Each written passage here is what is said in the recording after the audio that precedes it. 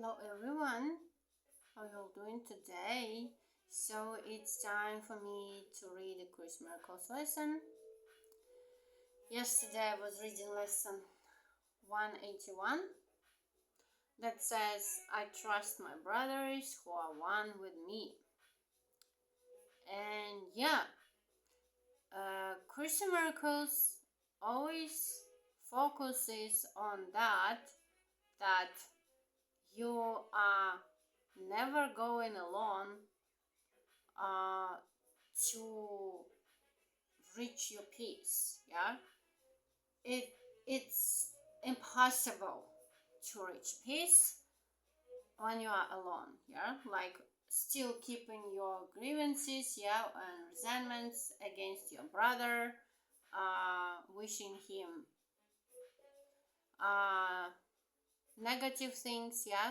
You never go alone, you always go with your brother. And actually, if you remember that there is no separation, that your brother is you, and you are one. It's like a hologram.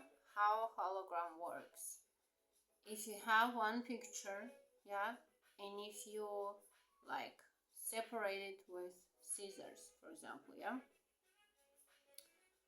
and you cut it with your scissors, and now you have two parts of your picture, right? And it's not like the the thing that you cannot see the whole picture, in one part, and on the second one it's like it still contains the same picture like it was before, like the whole one, right? That's how hologram works, right? And the same thing is applicable to you, right? You and your brother is the same. You are one, right? You are one picture, which is Son of God, right? And you never go alone home. You never go home alone, right? You always go home with your brother. Home, I mean spiritual home, right? When you find your true home where you belong to, right? That's why I trust my brothers who are one with me. And that's exactly what you use when you practice forgiveness, right? For example, if someone did something to you, right? Let me bring you the example. I am watching a lot of videos how people are sharing their stories, how their partners, or ex-partners, they just left them or whatever they did to them, and they are sharing them. They're sharing these stories, with people, with resentment, right?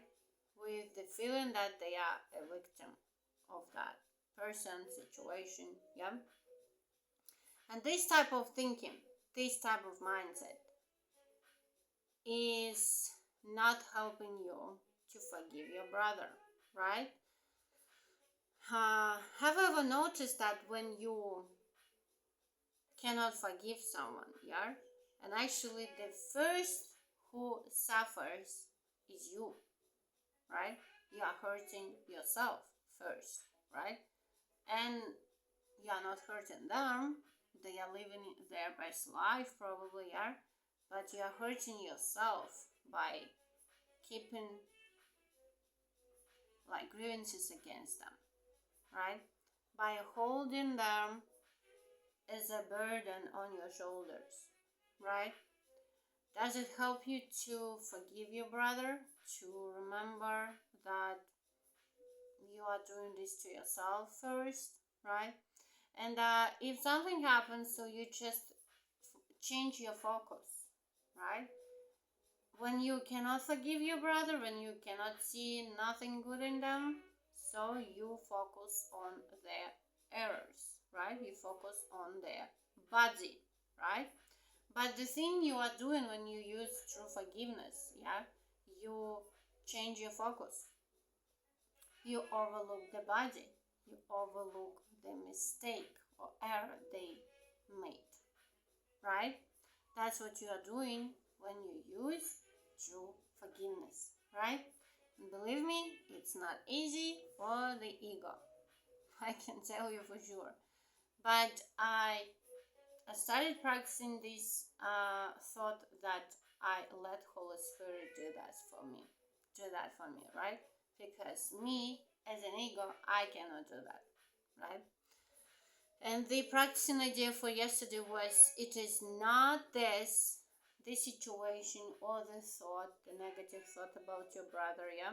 It is not this that I would look upon. You change your focus, right? And previously, before in this lesson, I was reading about focus, right? That it's all about focus. That when you do true forgiveness, you refocus your attention, right? You no longer focus on the error your brother made, right? You focus on something that is behind this body, right? Can you do that? Or you think it's better to not to forgive, right? It's better not to let go of those things, right? Because in theory, of course, it's better to forgive your brother, right?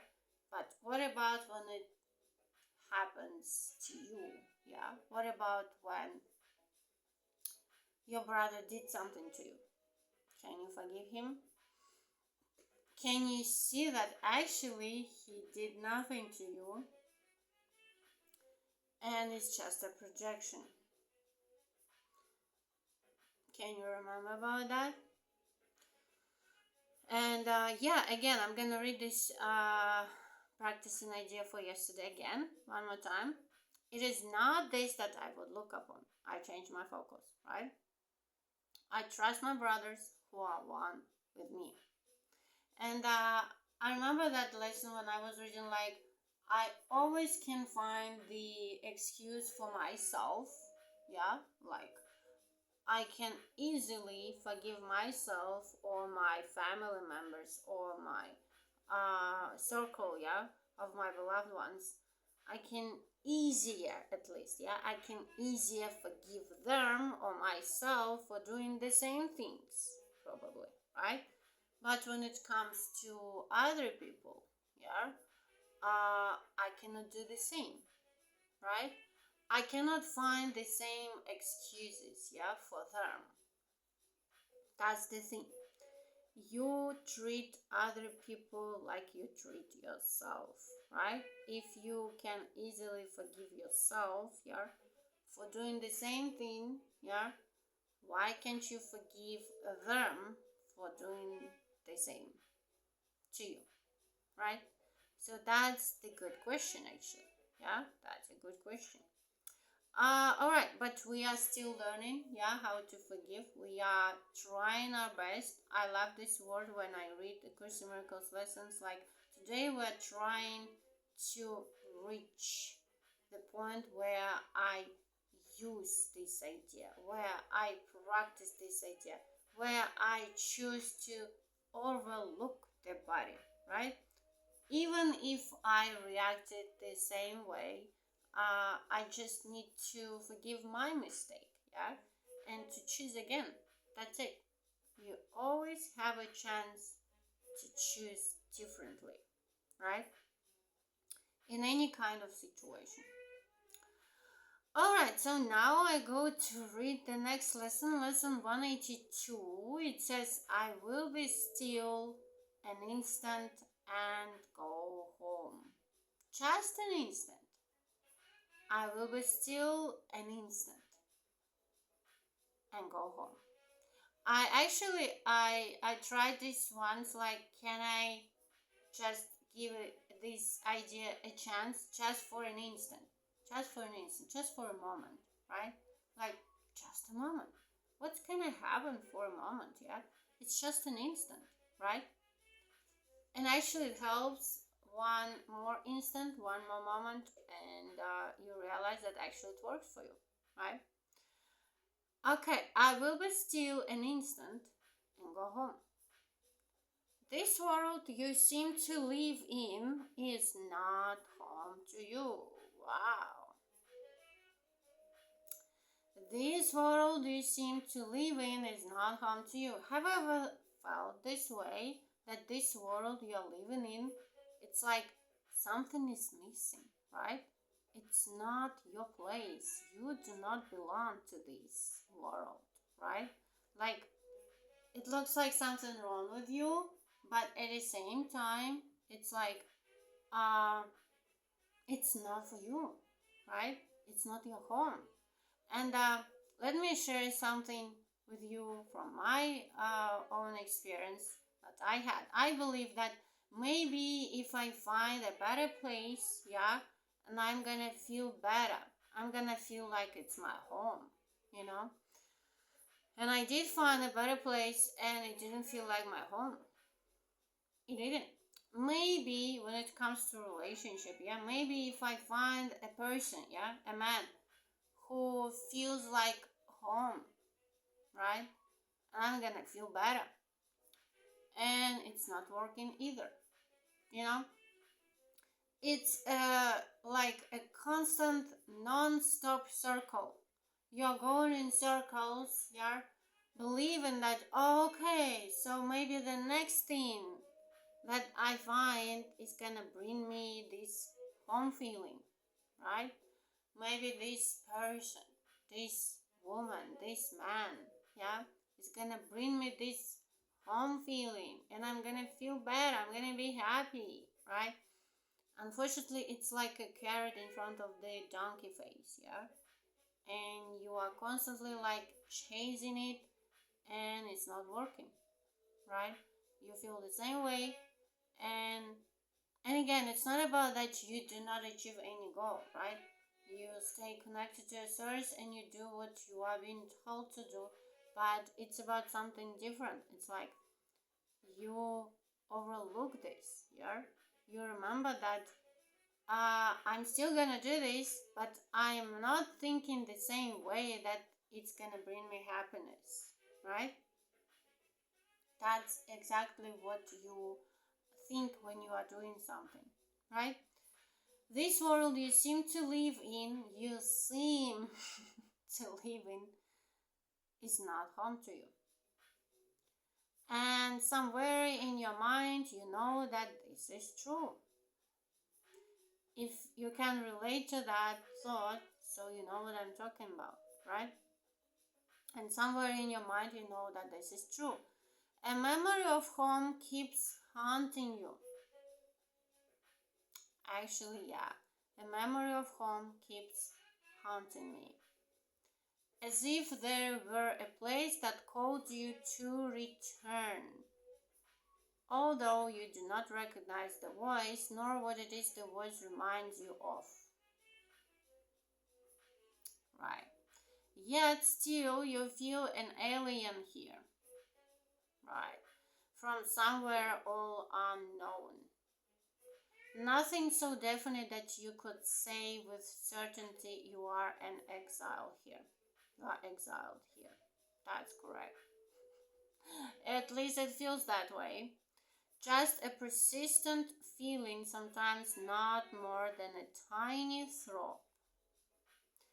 At other times, hardly remembered, actively dismissed, but surely to return to mind again. That's true. No one but knows whereof we speak. Yet some try to put by their suffering in games they play to occupy their time. Games people play. I even read that book. I don't quite remember the name of that author, but yeah, I remember the name of that book. Games people play. Yet some try to put by their suffering in games they play to occupy their time and keep their sadness from them. So when you are occupied, when you are busy enough, you don't have time to feel that sad feeling inside of you, of feeling of emptiness, right? Okay, so others will deny that they are sad and do not recognize their tears at all. Tears or tears, yeah, like you don't recognize your tears or tears. Still, others will maintain that what we speak of is illusion, not to be considered more than but a dream. Yet, who, in simple honesty, without defensiveness and self deception, would deny he understands the words we speak? We speak today for everyone who walks this world, for he is not at home. He goes uncertainly about in endless search, seeking in darkness what he cannot find, not recognizing what it is he seeks. 1,000 homes he makes, yet none contents his restless mind. Oh yeah, I believe it's about me because I'm not like I didn't live in 1,000 homes, but anyway, I changed a few, yeah, and yeah, none of them contains my restless mind, right? It doesn't bring any happiness. It doesn't bring any feeling of oh, oh, finally I am home. Like this home feeling. Like wow, this is my home. Even when you buy a property, yeah, it's not bringing you that home feeling. It's like it's not about this building, yeah, or walls you may possess, yeah. It's about something else, that brings you this peace of mind, right? He does not understand he builds in vain. The home he seeks cannot be made by him. There is no substitute for heaven. There is no substitute for heaven. The feeling you are hunting is actually the feeling of heaven. All he ever made was hell. I had this thought this morning, like how can you tell people that you may go to hell or heaven after death of this physical body, yeah? Because hell and heaven, they are actually here. Hell or heaven is a state of mind, right? You can go through hell when you, for example, you are in pain, yeah, you cannot forgive, yeah. And according to Gary Renard, so if you are in pain, yeah, if you suffer, so the reason of that is guilt, yeah. And it's like the guilt feeling is the reason for everything. Can you imagine? And the moment when you let it go, just let it go. What do you have to hold on to? What is left for you to hold on to? Like when there is no fears, no guilt, there is no identity, right? Okay, I'm gonna read this once more time. There is no substitute for heaven. All he ever made was hell. That was exactly what I was trying to tell you. Like, it feels like hell when you suffer, right? But when you let go that guilt thought, yeah, that's exactly what heaven is, right? And you don't have to die to feel it. All right. So perhaps you think it is your childhood home that you would find again. The childhood of your body and its place of shelter are a memory now so distorted that you merely hold a picture of a past that never happened. Yet there is a child in you who seeks his father's house and knows that he is alien here. This childhood is eternal with an innocence that will endure forever. Where this child shall go is holy ground. It is His holiness that lights up heaven and that brings to earth the pure reflection of the light above, wherein are earth and heaven joined as one. It is this child in you your Father knows as His own Son. It is this child who knows his Father. He desires to go home so deeply, so unceasingly. His voice cries unto you to let him rest a while. He does not ask for more than just a few instants of respite. A few instants. No more. Just an interval in which he can return to breathe again the holy air that fills his Father's house. You are his home as well. He will return. But give him just a little time to be himself within the peace that is his home, resting in silence and in peace and love. This child needs your protection. He is far from home. He is so little that he seems so easily shut out. His tiny voice so readily obscured. His call for help almost unheard amid the grating sounds and harsh and rasping noises of the world. Yet does he know that in you still abides his sure protection.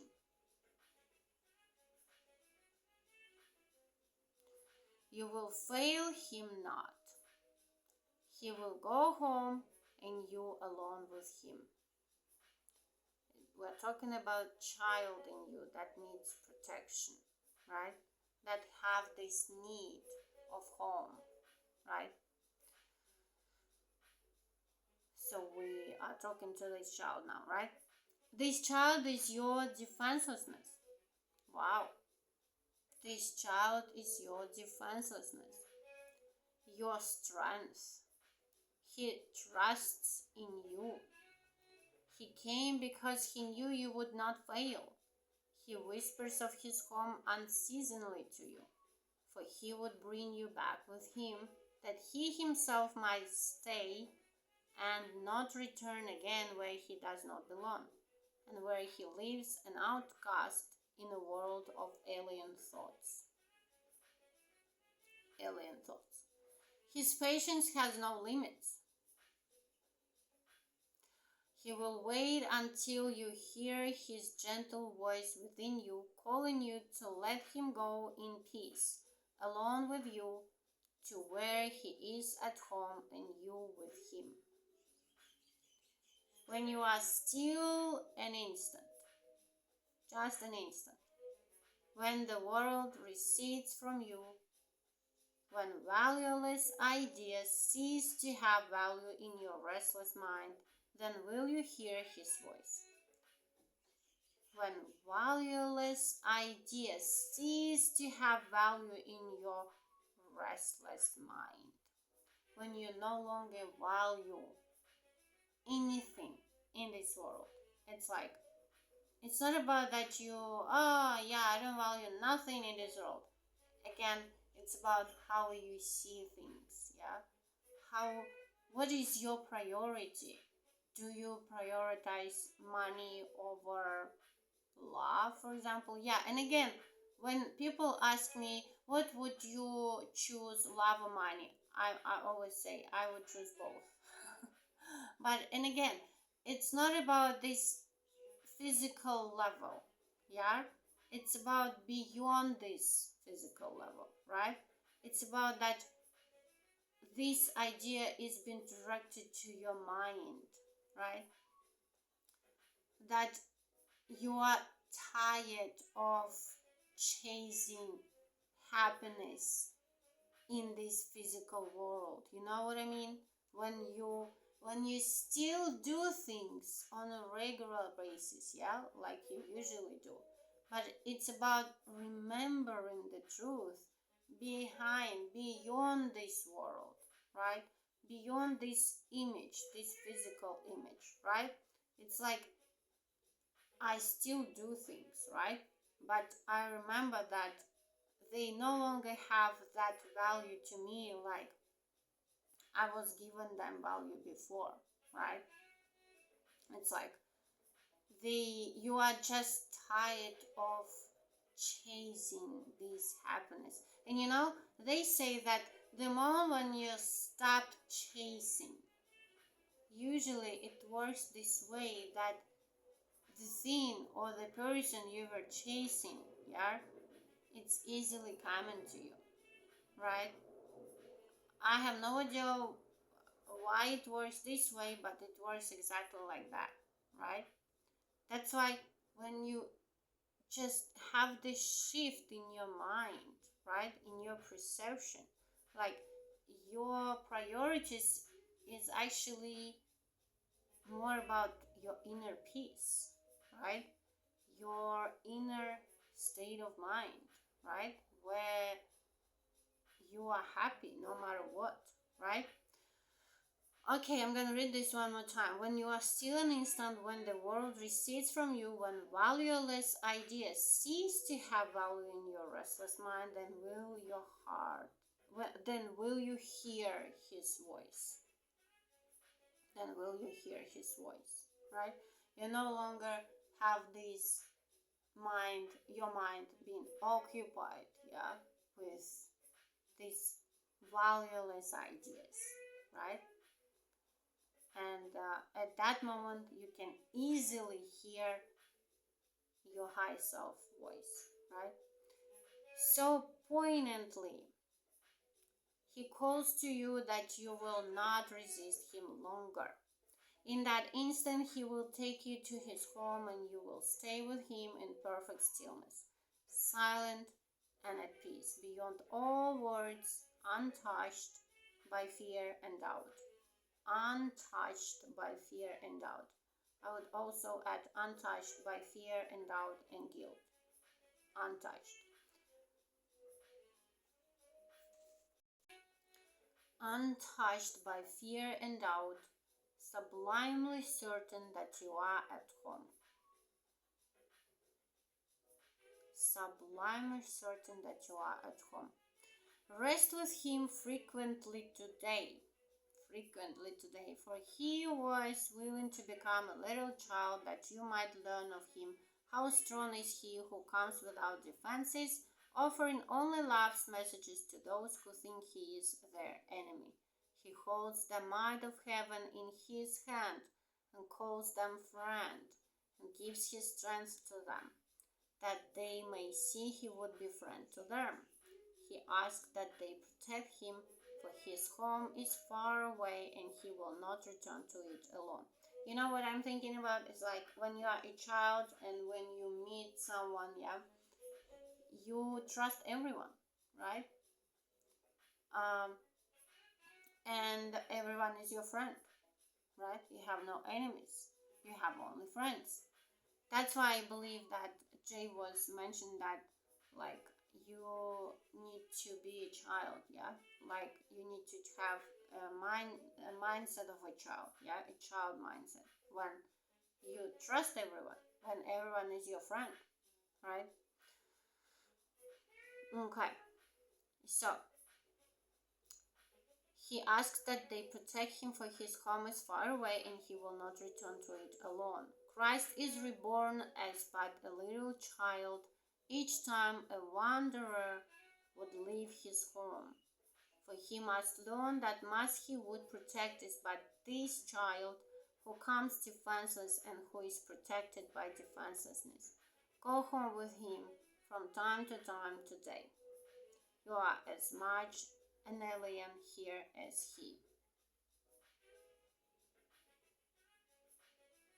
Right.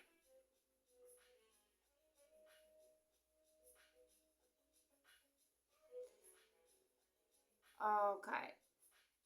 So take time today to lay aside your shield, which profits nothing, and lay down the spear and sword you raised against an enemy without existence. Christ has called you friend and brother. I just realized, can we call everyone your friend? It's like there are no enemies.